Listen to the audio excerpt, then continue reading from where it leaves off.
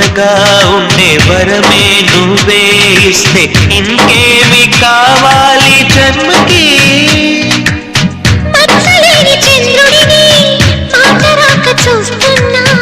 వరస కాని బంధుని చొరవ చేసి అంటున్నా ఇంకెప్పుడు ఒంటరినని అనరాదని. నీకు సొంతం అంటే నేనేనని.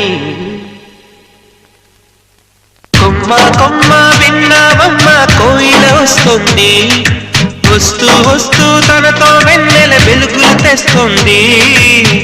ఏవమ్మ మరుమల్లి తోరణాలు కడతావా, చిలకమ్మ ఎదురేగి స్వాగతాలు చెబుతావా.